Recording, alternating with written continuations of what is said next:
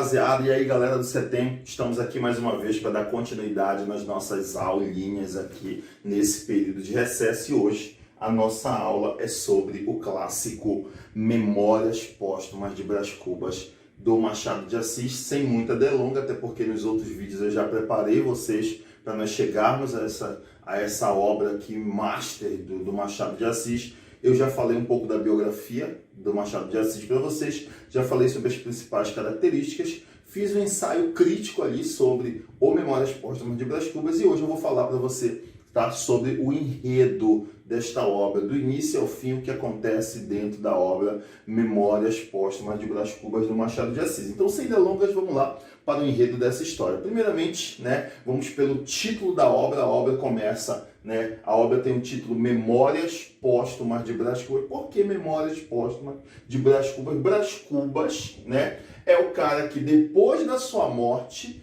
é o cara que póstumamente, volta. Essa obra pressupõe que existe a vida após a morte. Então, Brás Cubas é o cara que volta da morte para contar a história da sua vida, Por isso, Memórias Póstumas de Brás Cubas. E logo no início do texto, ele vai lançar para o leitor um questionamento. Lembra? Machado é um mestre da digressão, ele gosta de conversar com o leitor. Então, ele joga um questionamento para o leitor. Leitor, deixa eu ver se tu entendeu direito o título do livro. Ele já começa te provocando para saber se tu, leitor, tu entendeu realmente que história é essa que ele está contando desde o título. Então ele diz assim, leitor, deixa eu te perguntar uma coisa. Tu entendeu direito o título? Lê direito.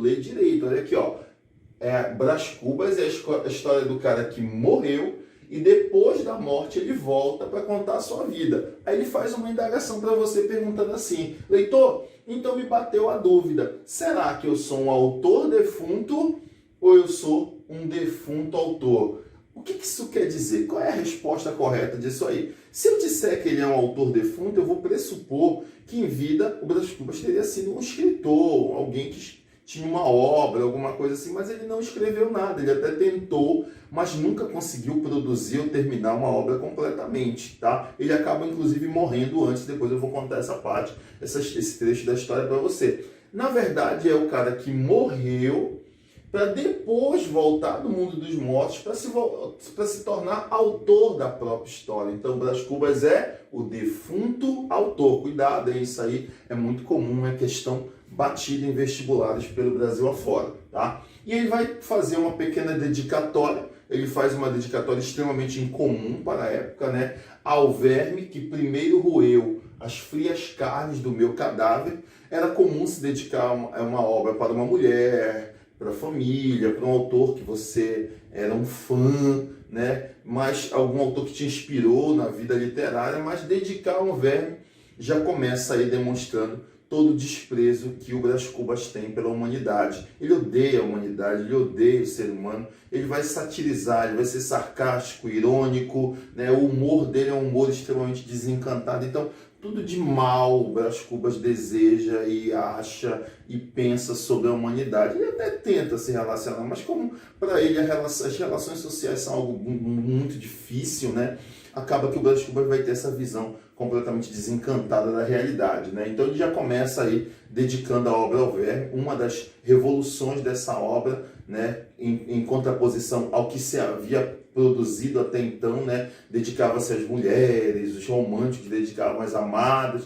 O Brás Cubas vai lá e diz, não, é para o verme, é para aquele que vai me acompanhar na cova, é para ele essa obra aqui, Lembrei até de uma obra, uma versão que eu tenho aqui, que é bem interessante, que é a versão cordel do Memórias Póstumas de Brás Cubas, muito legal, muito engraçada essa historinha aqui, Tem até umas ilustrações aqui bem bacanas aqui dentro da história, Bem no estilo ali do cordel nordestino mesmo, na versão livro, Você sabe que o cordel são aqueles livretinhos que são produzidos de forma bastante artesanal, Mas aqui uma versão imperdível, muito legal. Se tiver oportunidade, vai por aí, compra a versão cordel do Memórias Póstumas, sensacional. Continuando a história aqui para você, ele vai dizer para a gente que ele não vai, digamos assim, falar muito da infância dele, porque a infância foi um período que ele não aprendeu muita coisa legal. Basta dizer que ele era chamado de menino diabo, Porque ele batia nos escravos, né? Inclusive tem uma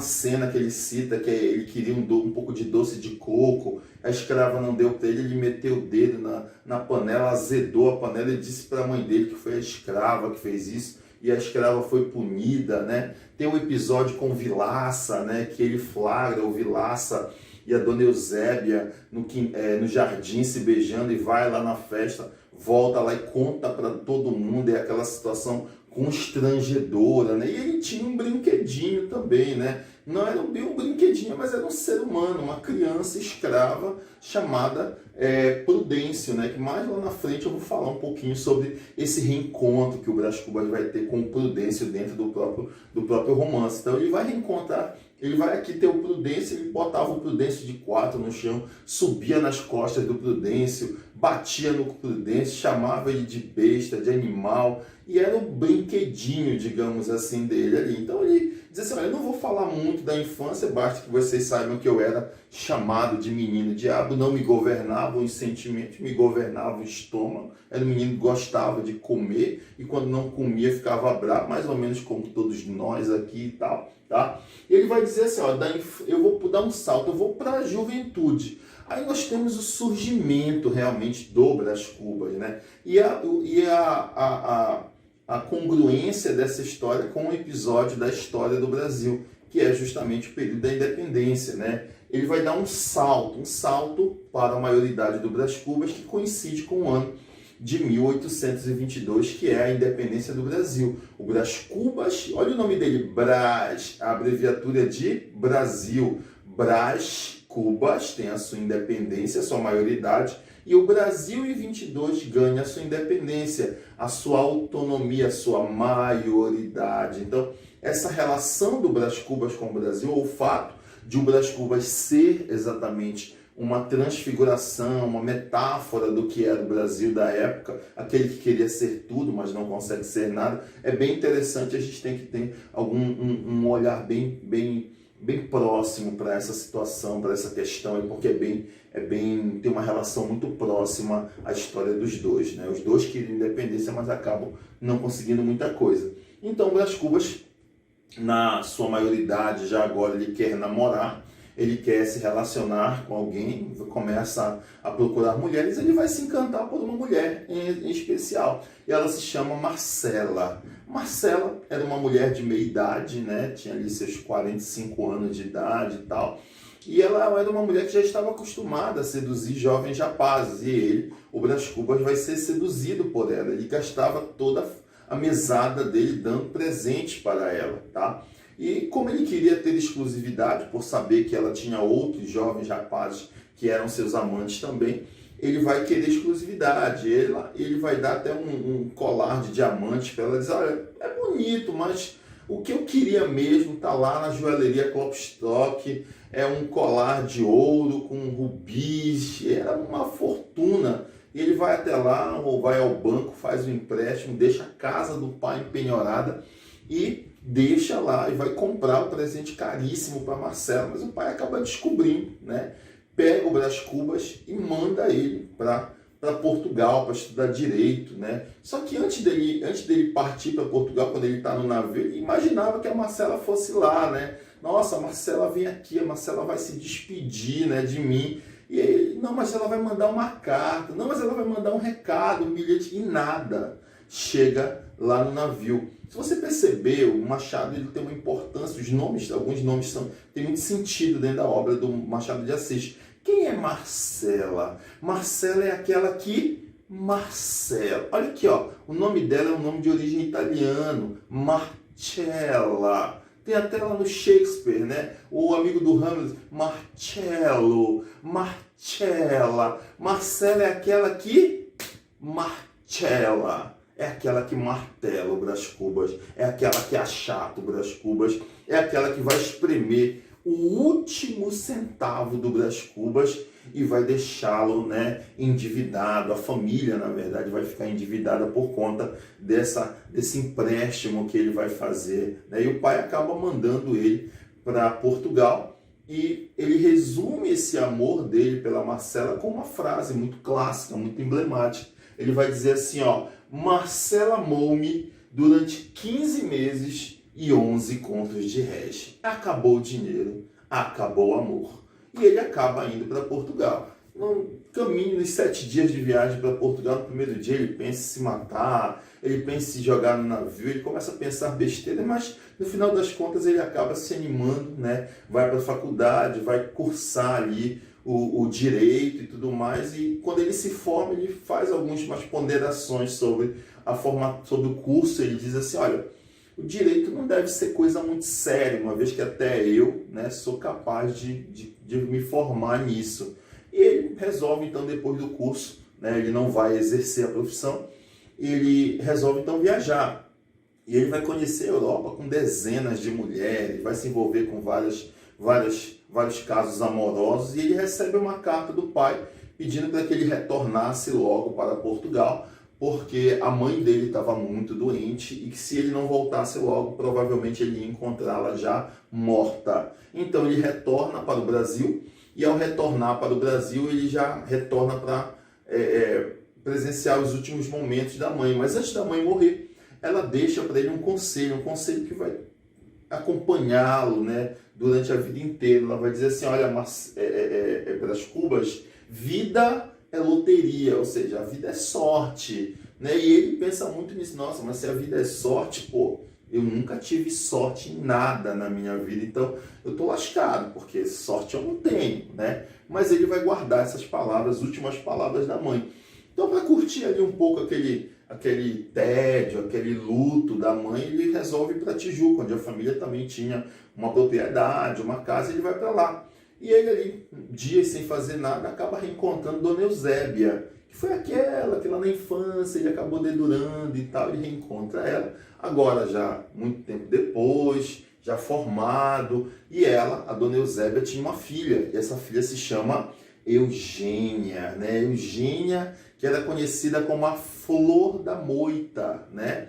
Eugênia era uma moça muito bonita, porém Eugênia, né, ela tinha um problema físico, né? Ela tinha uma perna maior que a outra, né? Na época, no século XIX, as pessoas que tinham isso que hoje a gente chama de escoliose aguda, né? Na época era chamado de coxos, ela era coxa. E ele, né, o Brás Cubas, obviamente, vai satirizar tudo isso aí. Agora vamos atentar para o nome da Eugênia, preste atenção, o nome dela é Eugênia. De onde vem o nome? Se a gente tirar aqui do nome Eugênia esse acento, eu tenho uma palavrinha aqui surgindo, olha lá, ó. Eugenia. Lembra do que é eugenia? Lembra aí das aulas de história, lembra aí das aulas de história do professor Kleber, né? Lembra aí, ó, o que era a eugenia? A eugenia era aquela prática na Grécia Antiga onde se selecionavam os bebês, os mais aptos, os mais capazes. Os bebês que nasciam com algum defeito físico, eles eram descartados da sociedade, né? Eles eram jogados num precipício, né? Então, a Eugênia é aquela que vai sofrer uma eugenia social. Ela vai ser descartada do casamento porque ela tem um defeito físico. Até então, o Brás Cubas não sabia, mas durante um passeio no jardim, ele acaba vendo ela mancar, oferece a bengala para ela, ela diz: não, eu sou coxa de nascença, seu idiota, você não está vendo, né? E ele fica com a cara partida, morto de vergonha, né, e tal. Ele diz: meu Deus, como é que eu não pude perceber antes, né? E ele, ali naquele momento, acaba todas as ilusões que ele tinha sobre casar com a Eugênia, sobre ser esposo dela e tudo mais, justamente por conta da deficiência física dela, né? Então, ele vai passar, a partir de então, satirizar, ironizar a situação dela e vai começar a falar: ela era bonita, mas coxa. Era um anjo dos anjos, coxa, uma boca fresca, coxa. E ele vai ali durante 3 páginas e meia ali satirizando a condição dela e tudo mais. E ele vai até falar assim, para dizer assim: olha, ela era minha Vênus, mas a minha Vênus manca, né? Que maldade absurda. E ele finaliza esse capítulo todinho, né?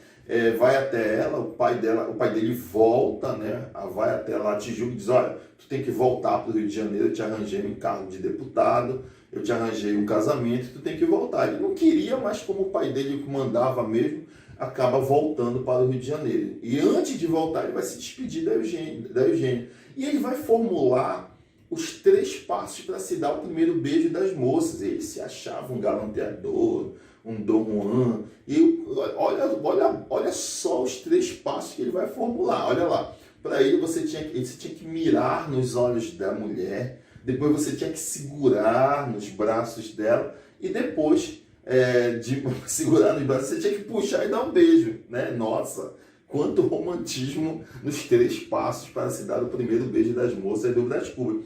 Com a Eugênia, aquela bobinha, funciona. Ele dá um beijo nela, mas depois ele tem que revelar para ela que ele precisa voltar para o Rio de Janeiro. E ela fica muito triste, o relacionamento ali realmente acaba, não tem mais como prosseguir. E ele vai embora e vai pronunciar a última frase, ele vai bater o martelo no caixão da Eugênia, dizendo assim: gente, ela era bonita, mas coxa, são os tropeços da vida, né? Ele termina dessa forma. Machado é irônico, Machado é sarcástico, e o Brás Cubas é a encarnação desse sarcasmo do Machado. Ele volta para a cidade e vai reencontrar a sua futura noiva, né? A Virgília. Olha o nome dela, Virgília. Por que o nome dela é Virgília? Virgília é aquele momento do dia, como por exemplo agora, que a gente está acordado, né? Eu estou muito acordado aqui, então eu estou no estado de vigília. Quem é Virgília? É aquela que está acordada. Quem é Virgília? É a esperta da história. Te liga no nome dela. Machado acaba com aquela tríade de herói, donzela e vilão. Ela não é tão donzela assim, ele não é tão herói assim, ele não é tão vilão assim. Então a Virgília, vamos prestar atenção nessa personagem. A Virgília, né, ela acaba, na verdade, não sendo essa musa encantadora que ele tanto achava. E ele até tenta usar a fórmula, nossos 3 passos para se conseguir o primeiro beijo das moças, achando ele, né, que esse seria o primeiro beijo da Virgília. Quando ele pega no braço dela e olha no olho dela, é ela que puxa, ele já dá um beijão. Ele fica assustado. E nunca tinha visto uma mulher, como a gente fala aqui, tão pra frente, né? Tão atrevidinha como a Virgília. Ele fica louco quando ele vê aquela situação, mas ele gosta, né, e tal. Qual homem não gostaria, né? Ele gosta daquilo e tal. E eles começam então a namorar. Inclusive ele vai reencontrar a própria Marcela. Agora a Marcela já está velha, já está acabada. E ele vai lembrar da frase que ele mais falava quando ele a via: linda Marcela. Mas agora a Marcela estava velha, doente, né? E não tinha mais a beleza de outrora. Ele estava focado mesmo, era na Virgília. Durante uma festa, Virgília vai conhecer outros rapazes, entre eles um rapaz não tão bonito como o Brás Cubas, mais rico que o Brás Cubas, não tão inteligente quanto nem tão elegante, mas um rapaz que tinha outras qualidades, como por exemplo a riqueza, conhecimento na corte, né? Era uma pessoa muito bem relacionada, que é o Lobo Neves. Olha o nome dele, Lobo Neves. Quem é o Lobo? Lobo é o caçador das matas, é aquele que é o estrategista, é aquele que chega sorrateiramente e dá o bote, né? Esse é o Lobo. Mas olha, daqui a pouco eu vou te explicar por que ele é o Neves. Ele é o lobo, ele é o pegador, mas ele também é o Neves, tá?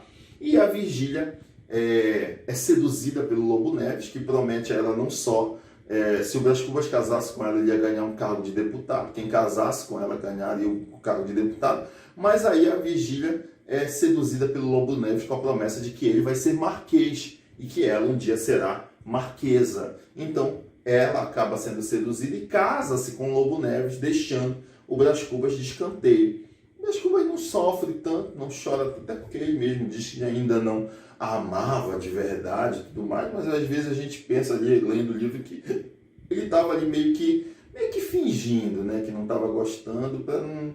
É o orgulho ferido, né, do homem e tal, que prefere dizer que não estava amando, para não dizer que perdeu, na verdade, né? Então o Brás Cubas acaba ali vivendo uma lacuna na vida dele de amores, 2 anos depois, a Vigília retorna para a corte, né? E ele reencontra ela, vê ela, acha ela muito mais bonita como da primeira vez, porque ela está mais madura. Só que ela e o Lobo Neves talvez já não tinham uma relação íntima muito boa.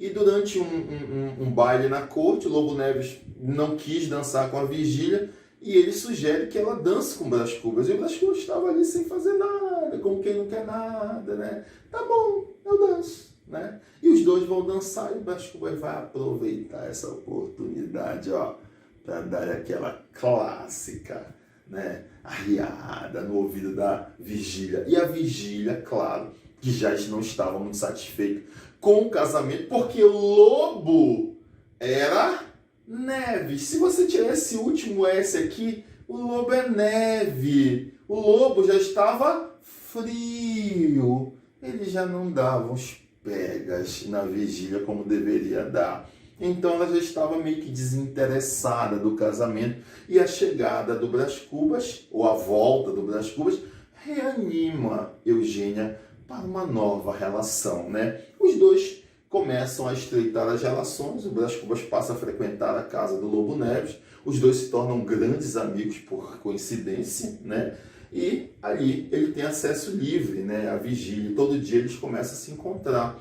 Só que já estava dando muito na cara, né? O Brás Cubas todo dia ali na casa da Vigília e tal. E eles então vão encontrar um lugar para se encontrar. E a Vigília vai sugerir que eles se encontrem na casa de uma antiga criada da casa dela, Dona Plácida, que aceita, mas mediante algum interesse. Dona Plácida começa a cobrar, né, para que eles se encontrem escondidos na casa dela. Aí nós vamos ter um capítulo sensacional. Que capítulo é esse? O velho diálogo de Adão e Eva. É um capítulo que o Machado, é um dos capítulos mais geniais da literatura. O Machado aproveita ali no velho diálogo de Adão e Eva para mostrar toda a sua genialidade. Ele bota um capítulo onde ele coloca Adão, reticências, Eva, reticências, Adão, reticências, Eva, reticências.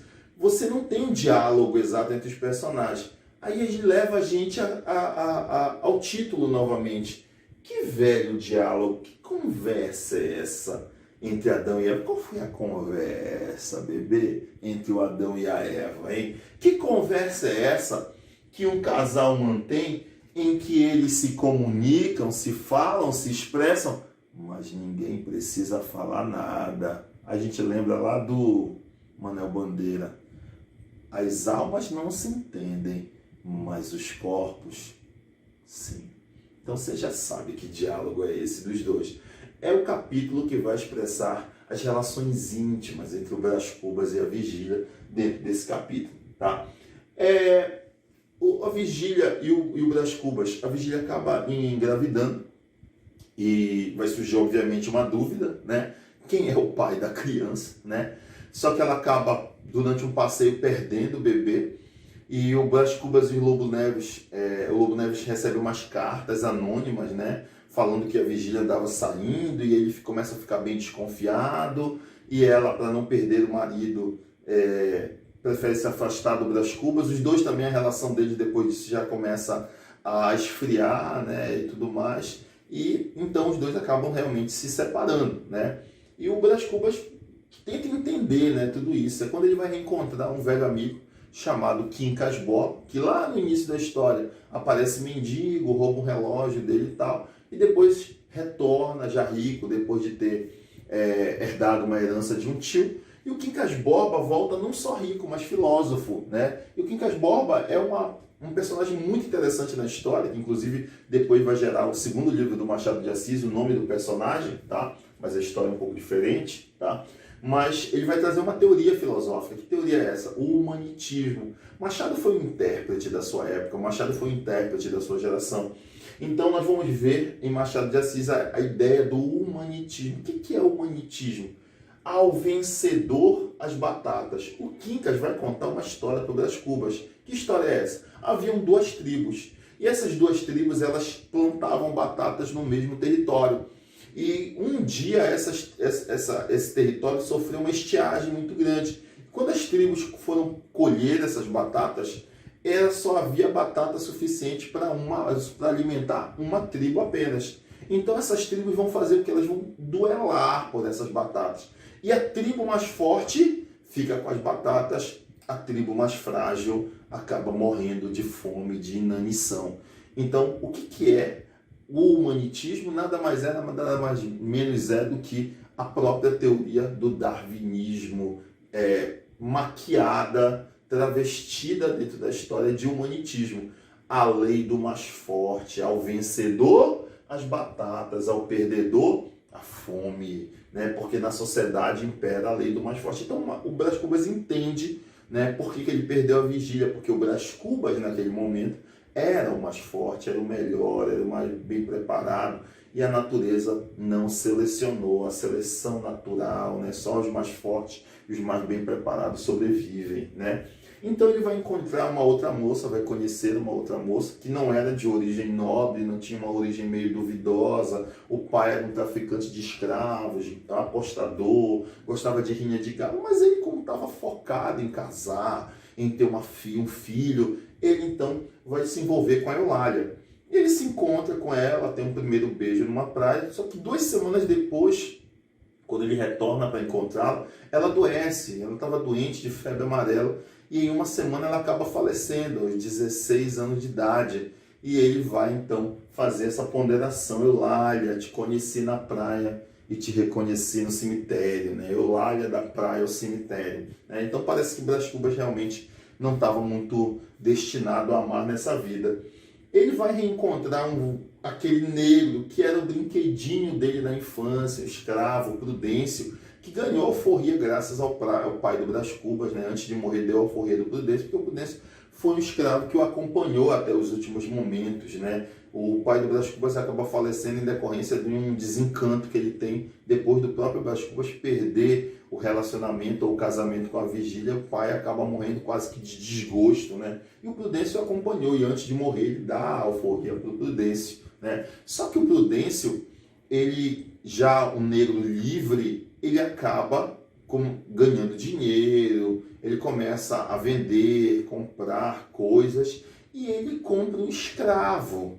E nesse momento em que o Brás Cubas o reencontra, o Prudêncio, o ex-escravo, estava na praça, no tronco, chicoteando o escravo dele. E o Brás Cubas vai fazer uma ponderação, vai dizer: nossa, aquele escravo que era tão quieto, que era tão dócil, que era tão servil, olha o que ele faz quando ele está do outro lado do chicote. E ele vai fazer uma reflexão: dai poder ao homem e conhecereis a sua verdadeira essência, né? Muito sábio o Brás Cubas aí, tá? Mas o Brás Cubas tinha uma fixação, ele queria deixar algo para a humanidade, ele queria deixar algo. Então ele disse: eu quero inventar alguma coisa. Então ele vai inventar o chamado emplastro Brás Cubas, que na cabeça dele seria um remédio extremamente revolucionário, que ia ser o mal, a cura para o grande mal do século. Qual era o grande mal do século? O tédio, a melancolia, a tristeza, né? A depressão.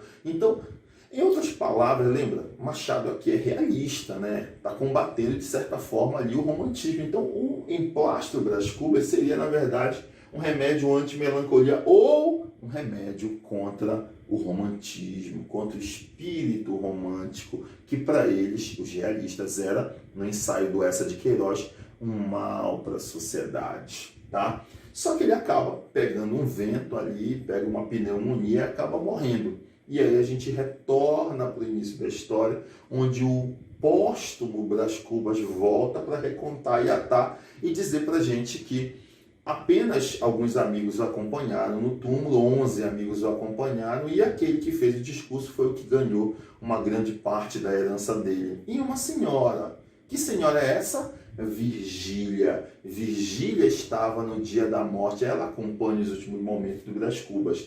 Memórias Póstumas de Brás Cubas é uma obra de não realizações, é uma obra onde o Brás Cubas é um quase marido, Brás Cubas foi um quase pai, Brás Cubas foi um quase cientista. Brás Cubas é o Brasil do século XIX, aquele que queria independência e liberdade para ser tudo, mas não consegue fazer nada, né? E ele termina a história com as suas negativas, né? O Brás Cubas fantasma ali volta para terminar a história e fazer um balanço, né? E dizer o seguinte, olha, não tive filhos, não deixei a nenhuma criatura o legado miserável de nossa raça. E assim termina Memórias Póstumas de Brás Cubas, esse livro de desprezo contra o ser humano, mas que é sim uma das mais belas e mais fantásticas obras da literatura brasileira. Espero que tu tenha entendido tudinho aí e espero as questões. Valeu, galera!